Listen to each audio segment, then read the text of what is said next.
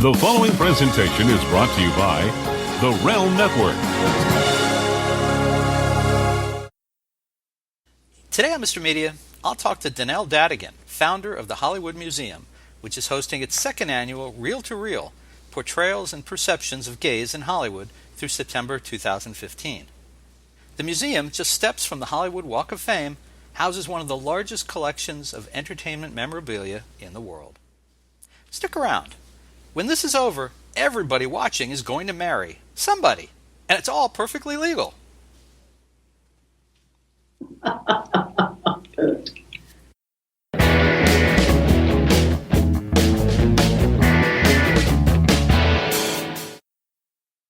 So much media, so little time.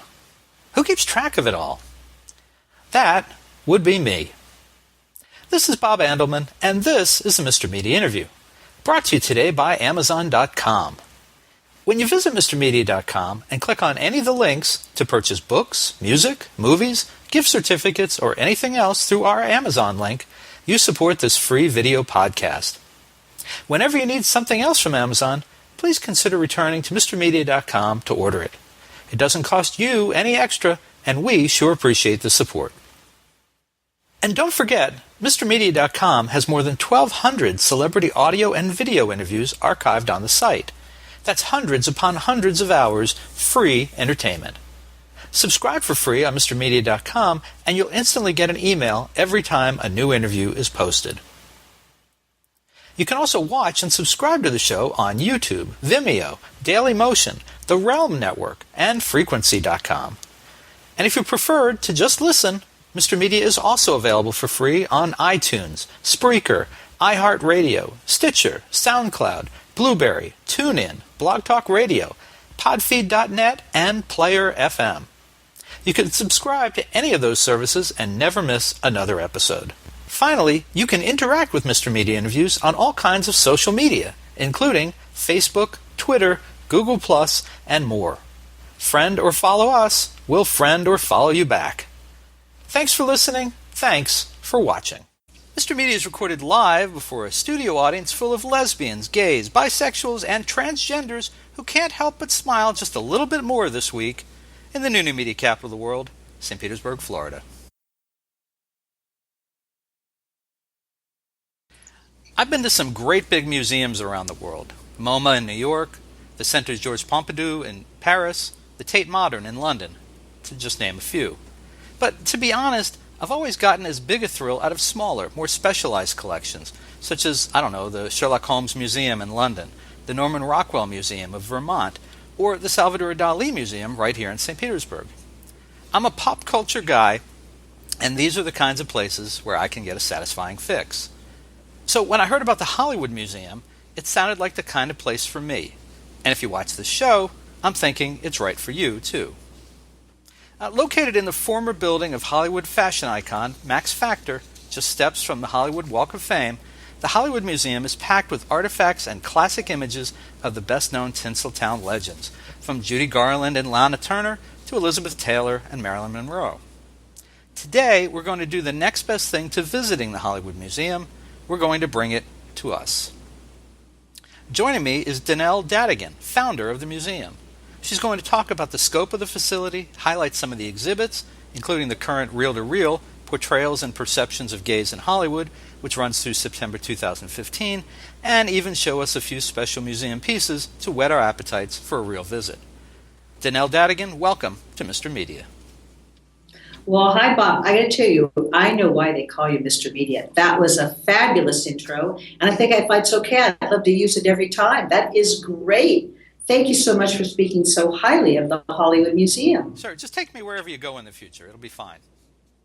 Fabulous. I get 32 cents a mile. We'll just work it out. Okay.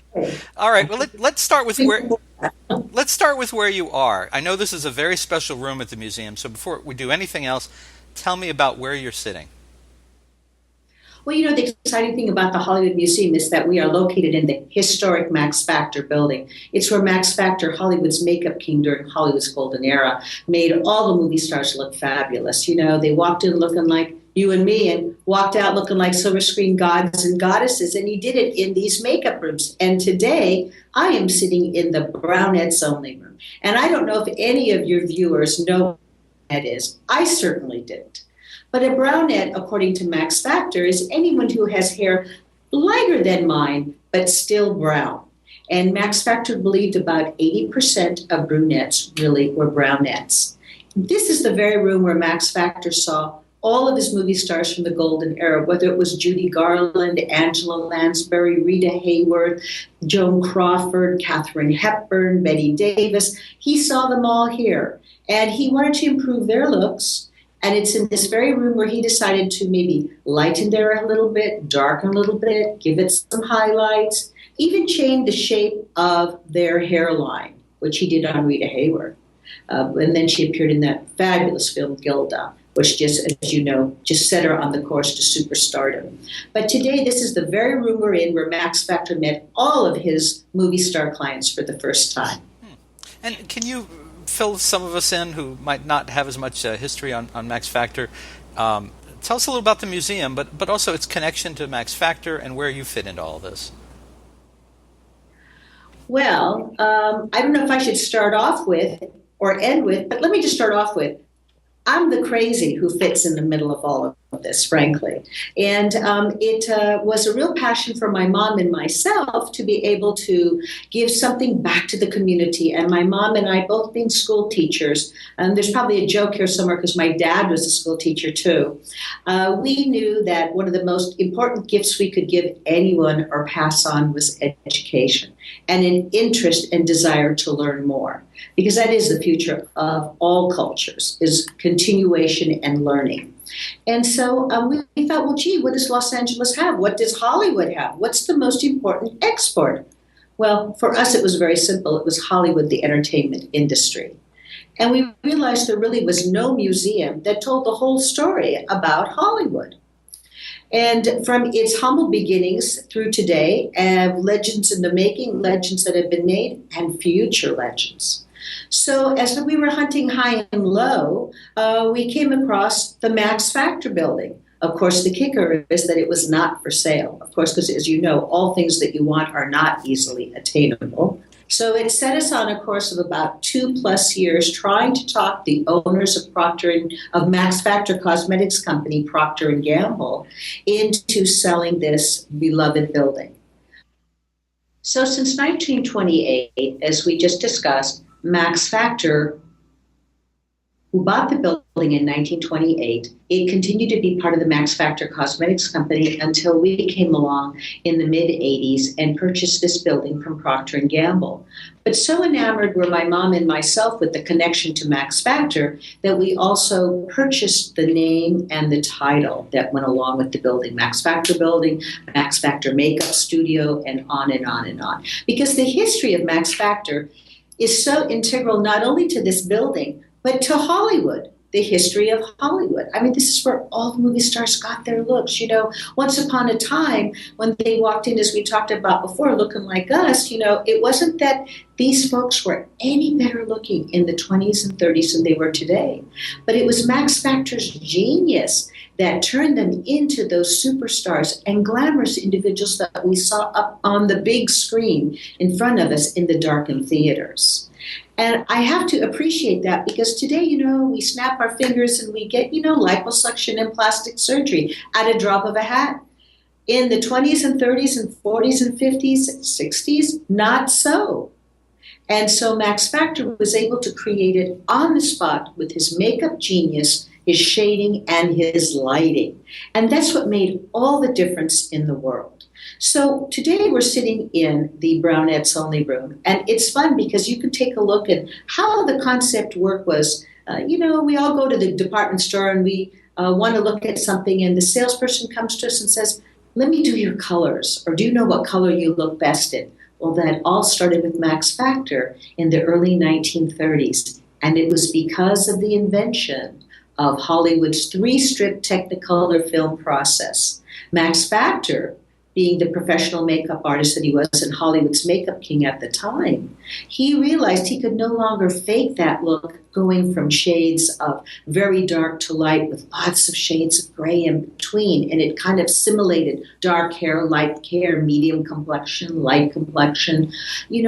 Now he had to be absolutely accurate because of color, and not just any color. It was that extremely expensive and accurate and unforgiving true color made with a 3-step process, with 3 films going through the camera at the same time to bring out the reds, the yellows, and the blues even more so.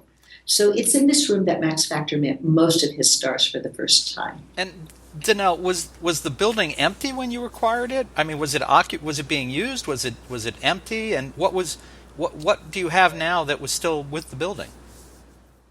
Oh, hey, great question, Bob. I really appreciate you asking that, because when we purchased the building, we came in and the Max Factor Museum of Beauty was still operating, and it closed when we started our restoration. So all the historic makeup rooms and the lobby and different areas in the building were still being used and still being shown to the public as a museum. But we decided that we would want to restore this building, not to be a commercial version of what Max Factor sort of kind of was. We wanted to be accurate.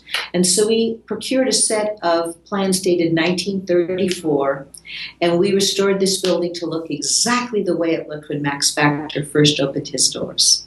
And how big is the building itself, like square footage or floors? How can you quantify it? Well, the building has 5 floors, and each floor is about 7,000 square feet. I'm going to drink some water. Sure. Well, for people who are doing the math, I don't know how much of that is visible to the public. 7,000 times 5 floors, 35,000 square foot. That's about the size of an average Sports Authority store or the Office Depot, something like that. So that's a lot of space. And how much of that is in use for exhibits and visible to the public at this point? Excuse me, about 33,000 square feet.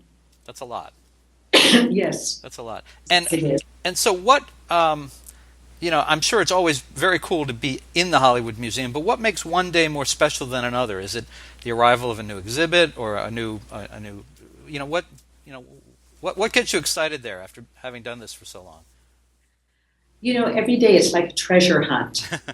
Every day is a treasure hunt when I come to the museum, whether it's that way before I start my day, during my day, meeting other collectors, movie stars, television stars, past and present, their families, and meeting with studio execs and production companies.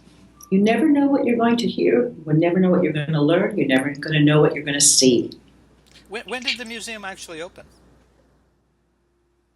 Well, we opened in 2003, by appointment only. And that went on for about a year and a half or so. Then we opened 2 days, 3 days, and now we're open 5 days a week with no appointment, Wednesday through Sunday, 10 to 5 p.m. And is the museum for-profit or not-for-profit? Well, that's probably why I'm choking, because a museum is a nonprofit. And as you know, most museums, they cannot operate on admission only. And so, but we have yet to fundraise, and we will be doing that soon. And we really felt that contrary to the concept of lots of PR, lots of hype, and not too much substance, you can put your substance in later, we chose the reverse road. Because this is truly a passion for me. And when my mom was living, for both of us, it was something we did together. We dedicated our lives to filling this museum, to acquiring memorabilia to be able to share with the public. Because people from all over the world, the one word everyone knows, no matter where they live, what their culture is, what their language is, there's one word they all know. And I don't even have to say it because you know it and your audience knows it too. But I will say it. It's Hollywood. And so we realized that everyone is clamoring to learn about Hollywood's past, their very humble beginnings, and how it became such a word today, and it evokes such emotions and such state of mind, much more so than the actual state of being. But we want for people when they come to Hollywood and Hollywood Boulevard to be able to have a place to come to see the 100 plus years of Hollywood and how it became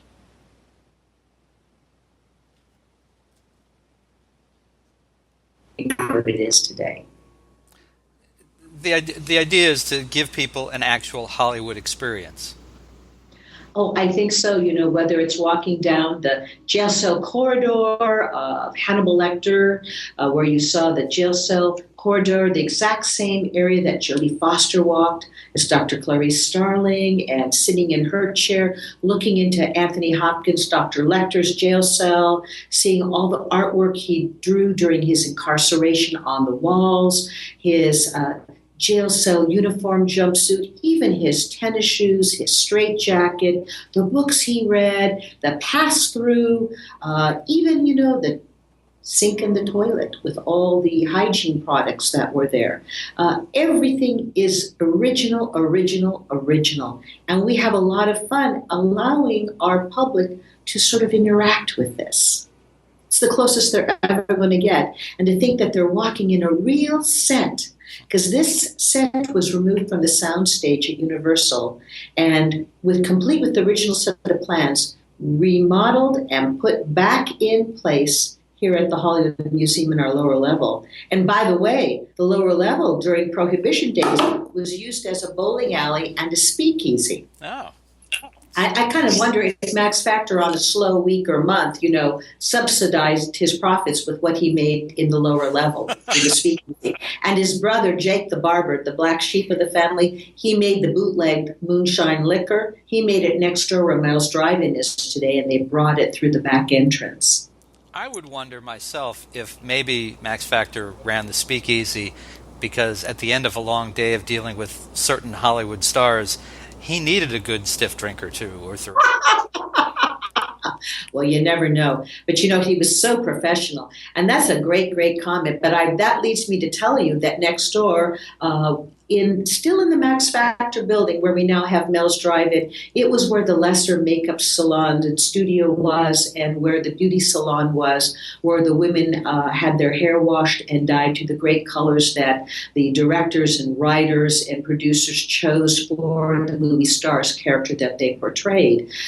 In the back area there was actually a special room that we discovered when we came here, and there were catwalks up above the ceiling with holes in the ceiling, and I believe it was either to make sure that the card games were legitimate downstairs, you know, in the main area, or actually to help maybe the house cheat a little bit. Not sure which one. No, I'm sure it wasn't that. I don't think so either. Of course not. Could not have been that. All right, so you've got with you there some actual artifacts from the museum to kind of tease us a little bit about what's available. You tell me, what do you want to start with? Well, you know, I think it's kind of fun to talk about from our LGBT exhibit this summer. It's the second annual one, and we do this in partnership with our city councilman, Mitch O'Farrell, and we're in Council District 13 in Los Angeles, even though we are Hollywood. And that is Jeffrey Tambor's costume when he plays Mara Pfefferman. And this is fun because this is from the TV show Transparent from Amazon. And it's great on several different levels because Amazon is relatively a newcomer to television and to mainstream audiences. And Jeffrey Tambor is a very established actor who has now returned to television. And he is playing a groundbreaking role as a transgender. And this is extraordinary because, as you can see, and we'll move the camera for you to see, that this costume that Jeffrey Tambor wore, by the way, it's the iconic costume from the TV show. It's the color of the LGBTQ rainbow. And it is in his costume, and of course, it is a woman's dress. So that's kind of a fun thing, complete with the necklace. And you can't watch Transparent, a trailer of it, without seeing this costume in it. Very nice. And so tell me, while we're talking about the exhibit, tell me a little bit more about what people would find in the exhibit if they can come to the museum in person, in the reel-to-reel exhibit? Well, that's great because, we actually span about 100 years. We actually even show the first film, silent that it was, in the late 1800s, showing two men dancing together. And it's a very short snippet, but nonetheless, it shows that this was depicted. And we go all the way through from the silent era, Rudolph Valentino, all the way through the golden era of Hollywood when the movie studios and the execs were not necessarily in favor of exposing private lifestyles or lifestyles in your private life. And so as a result, there still was this closeted effect and closeted workplace. And what we can appreciate is that there were many stars who had to live by this code, but in their private lives, they were different. We don't necessarily delve into that too much, but what we do is be able to talk about the different characters and plot lines of LGBT. And so for us, like 2.5 Men, this is a fabulous show, very current. And this year, the daughter, of Charlie Sheen comes back, who we have not seen before, and she is a lesbian. And so we go through the trials and tribulations of her trying to find a mate, and all done with comedy and all done relatively tastefully, but so that a young audience can enjoy it. So it's fun to see that, whether it's the icons of Elizabeth Taylor, here she was, the first ambassador to AMFAR, and she dedicated really the last years of her life to helping to find a cure for AIDS and also to build tolerance and to build that bridge that had come from somewhere, but nobody really knows how, but to stop that bridge and just make it one continuous ground and one continuous road that everyone walked on. And I have to tell you, I had the wonderful opportunity of meeting Miss Taylor before she passed away. She actually came to the museum, and we received from her as a gift the hat she wore in National Velvet, as well as one of the costumes from one of her last TV films. So it was a lot of fun. We really enjoyed it, and it was a great conversation to have with her. And by that time in her life, she had time to slow down just a moment to ask a few questions. All right, that's a great explanation for the exhibit. Now, what's next on your? What are you going to show and tell? So a little bit more about the LGBT exhibit. What's fun is that we also have, Days of Our Lives, Bold and Beautiful. We've got Portlandia. We've got Orphan Black, Ray Donovan. It's even the cult movie Sordid Lives. We've got Al Pacino's jacket that he wore in Cruising from the 1980s. What exhibit wouldn't be complete without a Bruce Valanche or, Brad Pitt, Angelina Jolie. It's always fun, and we even got the wonderful formal gown from Sharon Stone, who's now the current ambassador for AMFAR. We have the dress that Jennifer Lopez wore when she received her GLAAD award, and it goes on, whether, and we also have icons, and those icons are individuals that, male, female, they may be gay, they may not be, they may be in, they may be out of the closet, but they resonate very well with the LGBTQ community, and they are very much in demand from this community. So that's always kind of fun for us. So that would also include, whether it's Joel Grace Kane from Chicago, whether it's Barbara Stanwyck's fabulous beaded gown she wore to the Academy Awards, Judy Garland, Joan Crawford, Betty Davis, Dinah Shore, Lily Tomlin, and her partner, Jane Wagner.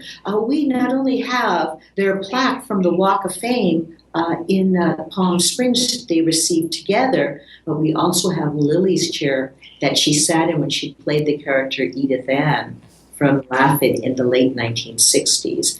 And the list just goes on, and it spans about 90 years of entertainment. So much fun for us, and we encourage everyone to come and see it. No matter what the reason is for you to come and visit it, you will be entertained, and that's what's exciting. There's something for everyone of every era, of every decade, and of every liking. Okay. And what do you want to show us next? Well, I'm being handed. I'm being handed. I don't know if you can see this or not, but maybe I should hold it up.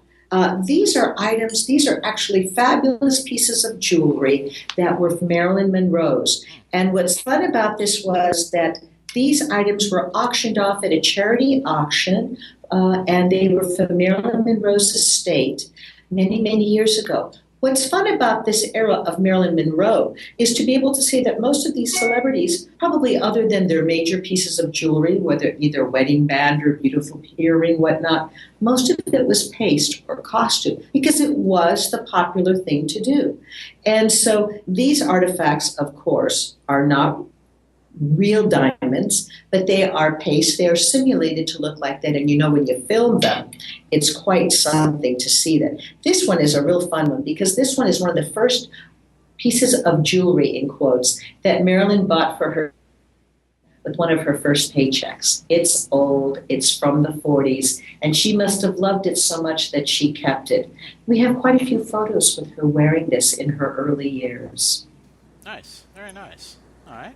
But you know, what is also fun about Marilyn that I love to show is this photograph here. And I'm going to put it in front of me for just a moment. Can you see it? Yeah, so we can sort of make it out. A lot of people, and someone circled over there to the right. I assume that's Marilyn? Yes, it is Marilyn. And this is her junior high school class photo. Oh, wow. If you can believe it. Isn't that something? Yeah.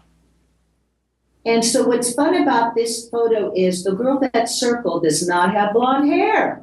She has brown hair because Marilyn's natural blonde hair, like most natural blondes, turned by the time she became a teenager. And so everyone says to me, "Oh, Donelle, how did you get that photo?"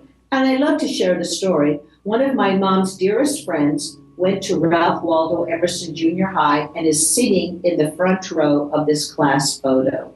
And she always saved it because she knew Norma Jean, because in those days she was Norma Jean Mortensen. Mm-hmm.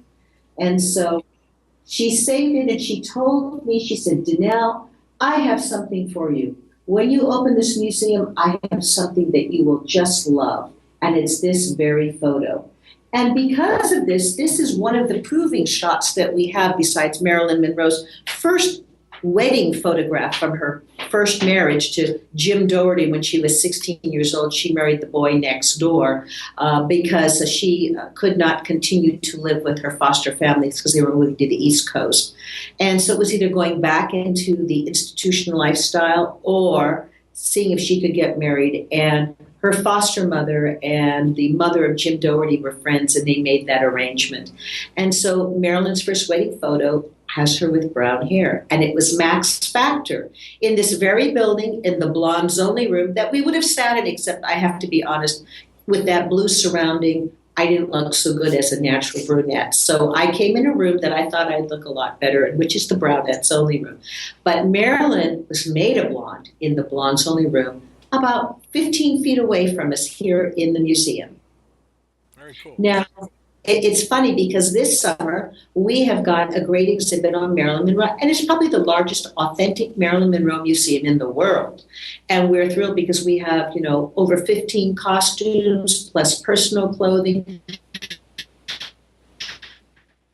plus items from her childhood, go all the way through, her 3 marriages, through all the films that she did, radio shows, television, including the furniture that she put in her last home. And that furniture she actually handpicked from Mexico, if you could believe it or not. And it was trucked in here to Los Angeles, and most of it got into her home before she passed away in August of 1962. All right. Now, you've got one more thing to show us, I think. This is a very special Max Factor item, right? Oh, yes, it is. Well, this is one of a kind, and this is quite fabulous. This is what Max Factor invented in the early 1930s, and it is called the Beauty Calibrator. And what's really interesting about this was that Max Factor regarded makeup, the application of it, as a science. And like we talked about before, because there was no such thing as fast plastic surgery or liposuction, or working to change the shape of your eyes, etc. He did that all through shading and all through makeup. And that's kind of a fun thing because this actually measured each of the characteristics and features on the celebrity's face. He then knew if your eyebrows were too far apart, too short, if your nose was too long, too short, the bridge of your nose too wide, your nostrils not the right shape, your lips too thin, too thick, too wide, too narrow. I can go down the list. You don't have high cheekbones, but you should have them, or you have too much jowls or not enough predominant chin line or jaw line. Your forehead was too high, too low. I can go down the list. It was a science for him. And by taking those measurements, he then recreated on your face what he thought the epitome of perfect, pristine looks would be. And he did that again, just using his makeup and shading and lighting. So if you were to see some of Max Factor's most beautiful women that he made up, including very famous. If you saw it with the naked eye, you would see all of a sudden there would be blotches of war paint here, maybe war paint here, maybe bright patch up here. That was so to feature and lift the forehead and make it higher, maybe. Here it was to narrow down the jowls. Here it was to give you the effect that the bridge of your nose was narrower and your nose more refined. He was quite something else.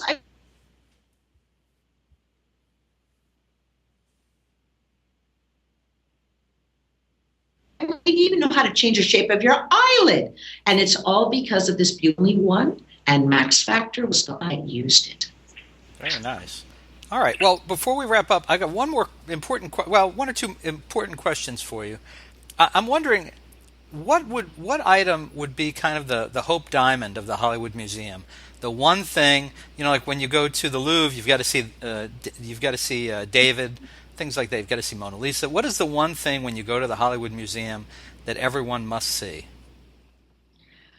Well, Bob, that's a hard one to answer. And as president and founder of the Hollywood Museum, I really shouldn't have a favorite. But what I will tell you is that the museum tells 4 stories. Hollywood entertainment industry, Max Factor's Hollywood connection, the fabulous Art Deco Regency style architecture of this building, which, by the way, we won a State of California Preservation Award many years ago, as well as a historic photographic element of how Hollywood, the community, grew because of this entertainment industry. But if I was to kind of try to figure this out, of course it's Marilyn Monroe. We have the ultimate Marilyn Monroe exhibit at all times at the museum.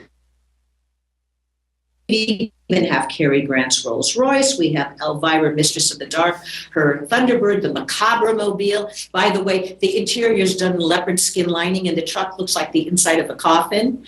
Besides that, there is the scariest lower level, the one where it used to be the speakeasy and bowling alley during Prohibition days. It's where we house Hannibal Lecter's jail cell and all things creepy down there. I think what I would say is there's something for everyone. And how much time should someone allow to see the museum properly if they're scheduling their time as a tourist?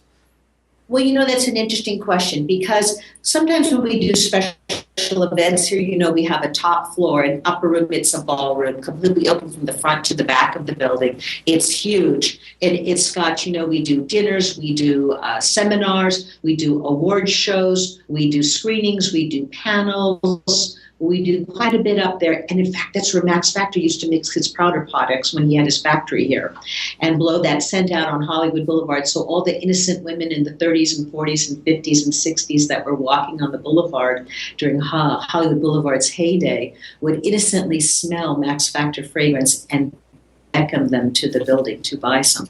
But I would say that, some people do this museum. I don't know how, but they do it in 45 minutes. Some people, they spend an entire day here. They get their hands stamped, go off to lunch, and come back and spend the balance of the day. Because we even have a screening room where we do show different films. All right. Well, folks, listen. You can visit the Hollywood Museum in person Wednesdays through Sundays from 10 a.m. to 5 p.m. It's located at 1660 North Highland Avenue at Hollywood Boulevard in, of course, Hollywood, California. The website is thehollywoodmuseum.com. I'm guessing that the museum has a presence on Facebook and Twitter probably and other social media? Absolutely. Absolutely. Well, it's fascinating. I love that you've been able to give us kind of a peek inside and tell us some special stories. Hopefully we'll have a lot of people wanting to get over there and see it in person, see everything you've got. And Donelle Dadigan, I just want to thank you very much for being a guest today on Mr. Media. Well, thank you so much, Bob. We really enjoyed it. In fact, I loved it. Thank you again.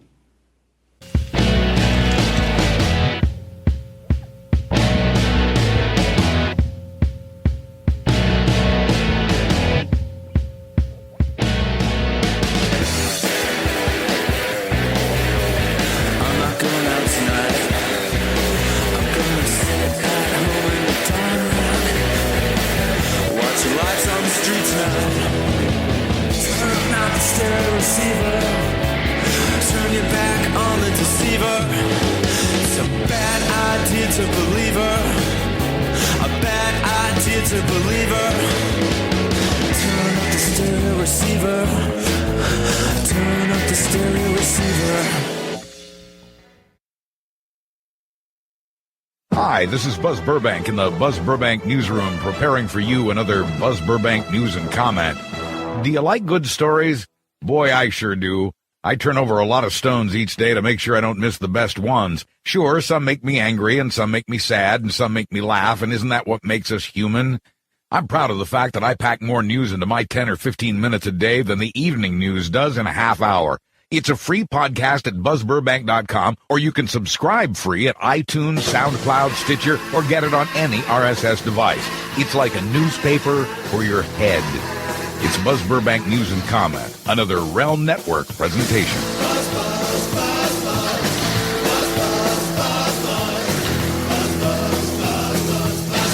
Weekday mornings right here on the Realm Network. Ladies and gentlemen, children of all ages, welcome to the George and Tony Entertainment Show. Prepare for awesome mediocrity. We're the Cousin Oliver of the Realm Network. I'm George. And I'm Tony. And we're a weekly family-friendly podcast about pop culture. From our point of view. At realmnetwork.com, the George and Tony Entertainment Show from the Realm Network. This is Snake. Do you read me, Otacon? Loud and clear, Snake. Did you listen to the latest episode of the Gaming Marathon on the Realm Network? Of course. They really know their stuff about gaming, especially that Usad guy. Yeah, but that Chirac guy is a real jerk. I don't like him. Regardless, their reviews are spot on and they tell it like it is. That's for sure. What happened, Snake? Were you spotted? Nah, it's just Lowell Meltzer crying about the O's again. Close call. I better continue the search for Metal Gear, but keep listening to the Gaming Marathon each week. You got it, Snake. New every Monday afternoon right here on the Realm Network. It's the Mark and Lowell Show. Hi, this is Mark. And this is Lowell. And if you're fans of Don and Mike, you may know who we are. Our number one interns. You've met them on the show. They're the guys that ate all the junk, and they were outside with each other holding hands with a sign that said they loved each other wearing the dunce caps. And what you may not know is that we started out as fans back in their WAVA days. Hi, Don and Mike. It's Mark and Lowell. Oh, yeah. Hey, these are two guys that we once actually called them our proteges, didn't we? And now we have our own show, so we want you to give it a shot. Just check us out at the Realm Network, realmnetwork.com, or you can go to markandlowell.com. Resistance is futile. It's the Mark and Lowell Show. Every Tuesday and Thursday evenings right here on the Realm Network. And catch the Poor Premium Show Friday nights.